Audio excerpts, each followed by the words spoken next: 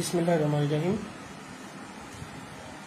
সারা বাংলাদেশের বিভিন্ন প্রান্তে চাকরি প্রত্যাশী 30+ বয়সী বা 30-এর কাছাকাছি বয়সী যে ভাই বোনেরা আছেন, সকলের প্রতি আমি সালাম জানাই। আসসালামু আলাইকুম। সনাতন ধর্মাবলম্বী যে ভাই বোনরা আছেন তাদের প্রতি জানাই আদাব। সাধারণত আমি খুব এত শর্ট ফ্রিকোয়েন্সিতে লাইভ করি না, যে গতকাল রাত্রে করেছি, আবার এখন লাইভে চলে এসেছি। সো এত শর্ট ফ্রিকোয়েন্সিতে আমার লাইভ করার রেকর্ড জেনারেলি নাই, বাট এই মুহূর্তে আমি আসলে লাইভে আসতে কিছুটা বাধ্যই হয়েছি, এবং লাইভের যে ক্যাপশন সেটি দেখেও হয়তো উপলব্ধি করতে পারবেন যে এখানে কিছুটা হতাশা বা কিছুটা খারাপ লাগা কাজ করতেছে। সেই বিষয়টা আসলে শুধু আমার নয়, যে সকাল থেকে আমাদের টিম মেম্বার যারা আছেন সকলের সাথে আমি আমার যে কনভারসেশন হয়েছে, সবার একটি খারাপ লাগা বলা চলে যে ভাই আমাদের লিফলেট গুলা প্রিন্ট করা লাগবে, পোস্টার তৈরি করা লাগবে, তো যদি ফিনান্সিয়াল কন্ট্রিবিউশন না আসে, ফিনান্সিয়াল কন্ট্রিবিউশন আমরা না পাই, সাপোর্টটা না পাই, তাহলে ভাই কিভাবে কি সম্ভব? দেখেন, একটি বিষয় আমি খুব ক্লিয়ারলি বলার চেষ্টা করি আপনাদের উদ্দেশ্যে, যে this team is trying there level best, এবং আপনারা দেখবেন যে একটা দিনও টিমের কোনো অ্যাক্টিভিটিস নাই এমনটা হয় না। এবং আমরা 9 তারিখের কর্মসূচিটাকে সর্বোচ্চ সফল করার জন্য যা যা করণীয় প্রত্যেকটা কাজই কিন্তু করতেছি। যেমন গতকালকে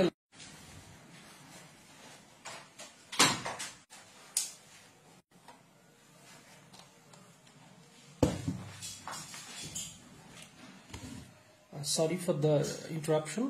যেটা বলতেছিলাম, যে গতকাল রাত্রে আমি লাইভে বলার চেষ্টা করেছি যে আমাদের এই কর্মসূচিটা বাস্তবায়নের জন্য অ্যাপ্রক্সিমেট একটা এক্সপেন্ডিচার কেমন।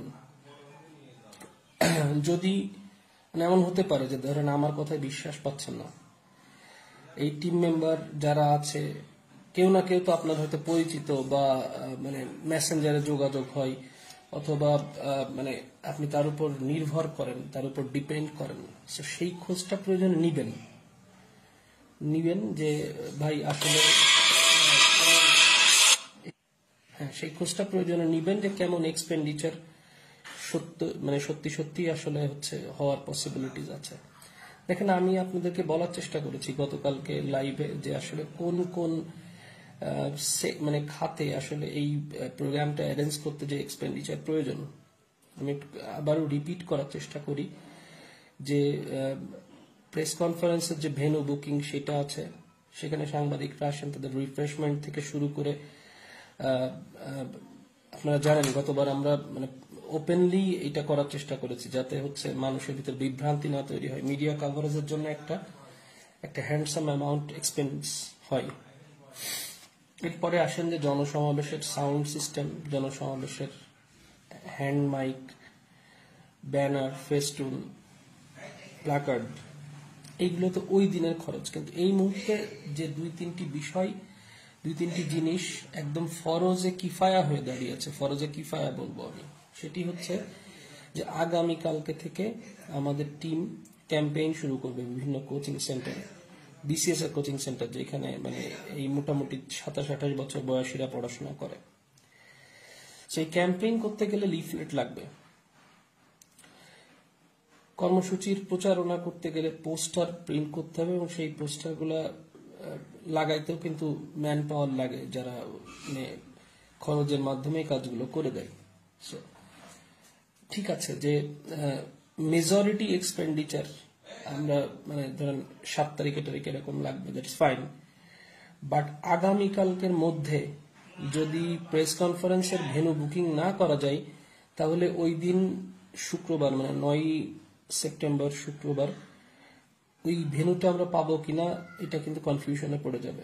আমি রিপিট করতেছি আপনাদের, যে যদি আগামীকালের ভেতরে আমরা ভেন্যু বুকিং না করতে পারি, এবং ওখানে কিন্তু ফুল টাকা পেমেন্ট করে ভেন্যু বুকিং করতে হয়। ওখানে এমন কোনো সিস্টেম নাই যে আমি কিছু অ্যাডভান্স দিলাম পরে এসে দিব। এটা মানে সমস্যার সম্মুখীন, মানে এটা টোটালি এটা কনফিউজিং স্টেটে চলে যাবে যে আদৌ শুক্রবারের ওইটা ভেন্যু পাওয়া যাবে কিনা। এরপরে আসেন আজকের ভেতরে যদি সামহাও লিফলেট প্রিন্টিং এ না যেতে পারি আমরা, কালকের থেকে আসলে কি দিয়ে ক্যাম্পেইন করবে?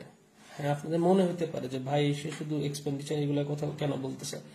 কারণ হচ্ছে মানে এই জন্যই বলতেছি কারণ দেয়ালে পিঠ ঠেকে যাওয়ার মতো পরিস্থিতি হয়ে গিয়েছে। আমরা কিন্তু আপনাদের মতামতের ভিত্তিতে তারিখ নির্ধারণ করেছি। আমার এখনো মানে খেয়াল আছে যে আমরা গ্রুপে পোল দিয়েছিলাম যে কয় তারিখে প্রোগ্রাম করতে হবে, সেখানে কিন্তু 95% পিপল আপনারা 9 তারিখের পক্ষে মতামত দিয়েছেন। এখন সেটার বাস্তবায়নের জন্য আমরা সর্বোচ্চ কায়িক শ্রম দিচ্ছি, বুদ্ধিভিত্তিক শ্রম দিচ্ছি, ইভেন আমরা নিজেরাও কিন্তু কিছু কিছু কন্ট্রিবিউশন করি। সেটা আমি বলেন, আসিফ বলেন, শাওন বলেন, হোয়াটএভার, প্রত্যেকে লিমিটেশন আছে সবারই, বাট আমরা সেটা করার চেষ্টা করি। How can we do more?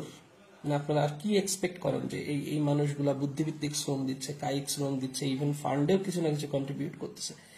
এখন কালকে একটা ভাই পোস্ট দিয়েছে, আমি দেখলাম, উনি বলতেছেন যে আমাদের মেজরিটি পিপলের মেন্টালিটিটা এমন যে ওই শুক্রবার দিন 9 তারিখে তারা ফেসবুকে নজর রাখবেন যে দেখি আদৌ কিছু ঘটতেছে কিনা এক্সট্রাঅর্ডিনারি।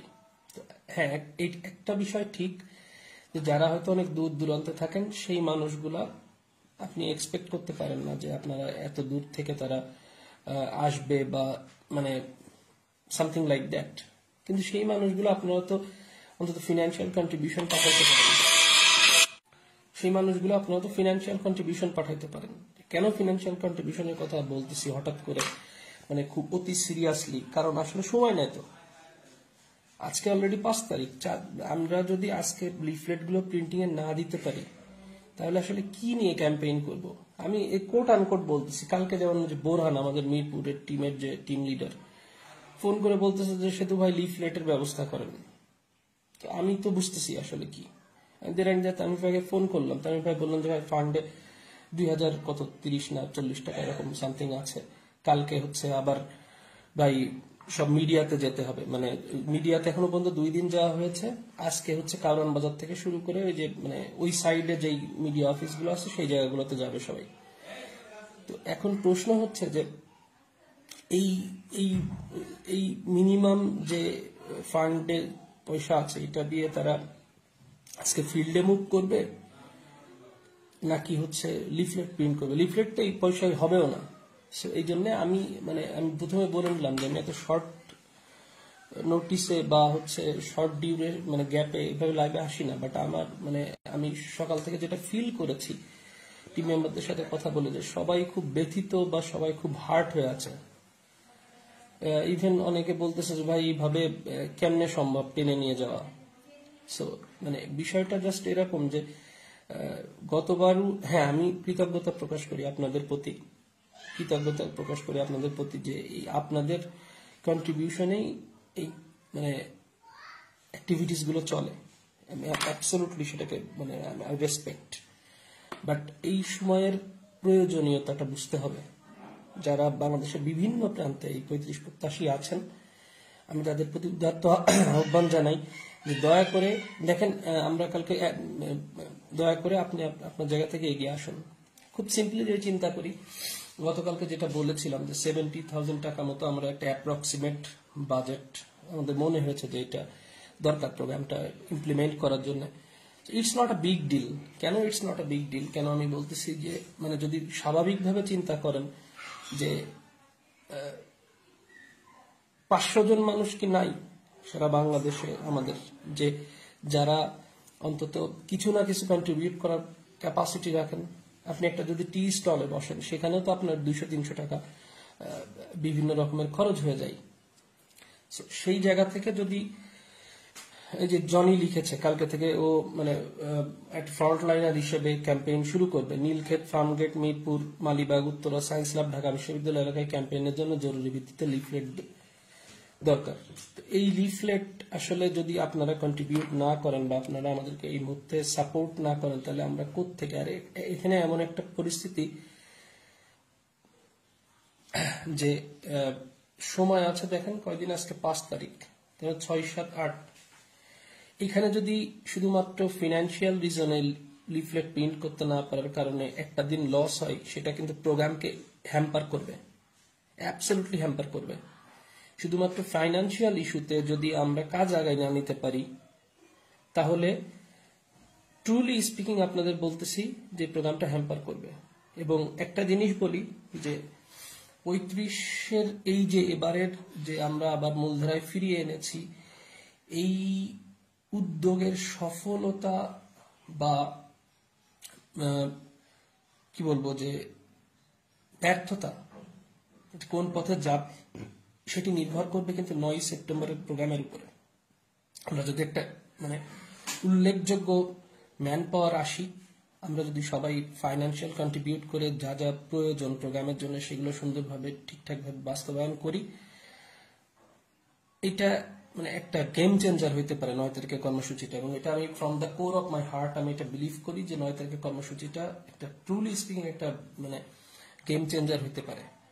এখন আমি আবারও রিপিট করতেছি, আমরা আমাদের বুদ্ধিভিত্তিক শ্রম দিচ্ছি, কায়িক শ্রম দিচ্ছি, সেই সাথে কিন্তু আমরা নিজেদের যতটুকু সীমিত সামর্থ্য সেখান থেকে কিন্তু, এবং আপনারা এটা অবগত যে আমরাও মানে ফান্ডিং এ কন্ট্রিবিউট করি।